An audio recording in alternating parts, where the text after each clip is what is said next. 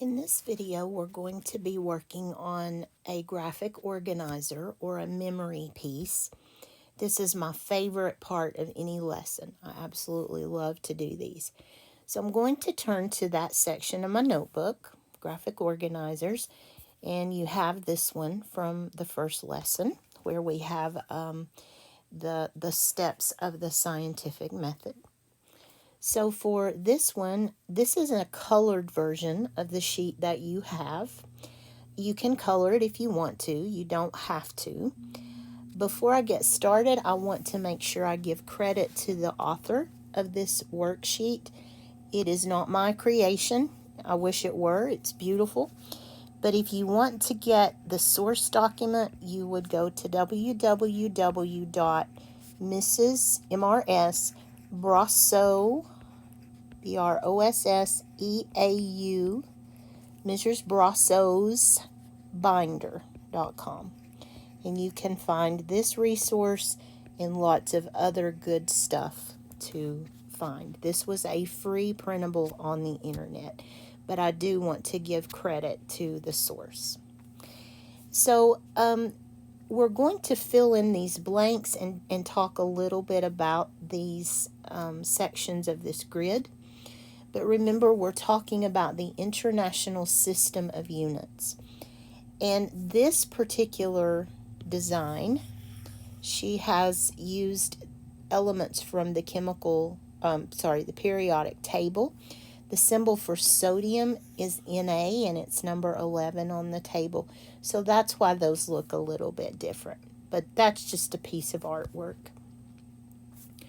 Okay, let's take a look here at this first paragraph, and you will need to fill this in on your sheet.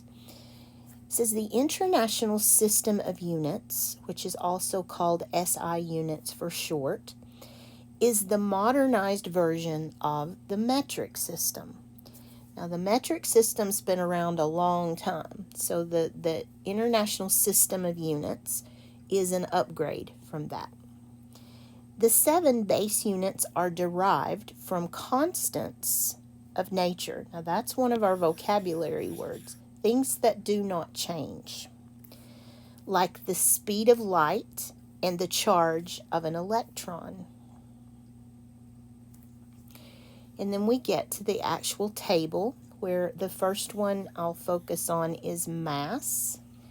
And the basic unit of mass is the kilogram. In America, we talk about pounds, but the SI system uses the kilogram. And that tells us the amount of matter in something. The weight is related to mass, but it's not exactly the same. Remember that analogy with Neil Armstrong. Neil Armstrong was the same man in the morning that he was in the evening, but because of his location on the moon, he weighed less. His mass did not change, but his weight did, depending on gravity. Okay, if we're measuring time, the duration of time, the unit is the second, and that is symbol S.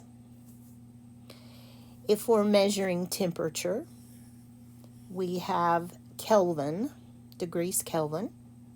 Symbol is K. If we are talking about quantity in chemistry, the amount of substance that's in something, we talk about that in terms of moles. The symbol is MOL. If you're talking about electric current, the symbol is capital A for ampere. That's electric current. Brightness or luminosity is measured in candelas. Candelas. The symbol is CD, lowercase. How bright something is in candelas. And then the distance unit, the length unit, is the meter. So we have the basic meter, which is 39 inches if you're converting it to standard, but the symbol for meter is a lowercase m. So these are the 7 SI units. Just some other notes right here on this answer key. All but 3 countries of the world have adopted this system, and I'm not sure which 3 countries have not. But every country on the globe except for 3 agrees on these 7 basic units. And then down here at the bottom, we need to add in some more information. Derived quantities like pressure and energy have units derived from these 7 base units, like kilograms per meter square or kilograms per meter square, and then we have this S squared.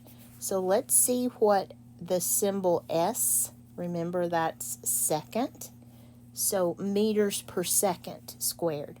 So what they're telling me here is that these units, there's kilogram, here is meter, and S, remember, stands for seconds.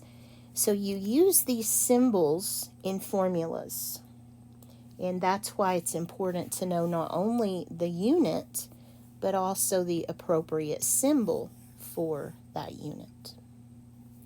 So this is a very good little resource. I could not have come up with anything better to illustrate these to you. So you can cut this out and paste it in your graphic organizers, or I would just punch holes in it and put it in straight up like that. However you want to do it, it's just fine. And thank you to Mrs. Brosseau for sharing this free resource. Okay. We have another part of this exercise. I think I'm going to stop the video and then I'll come back. I don't want it to get too long. So I'll see you. We're still going to be in graphic organizers. So I'll see you in the next video for this other half of this picture.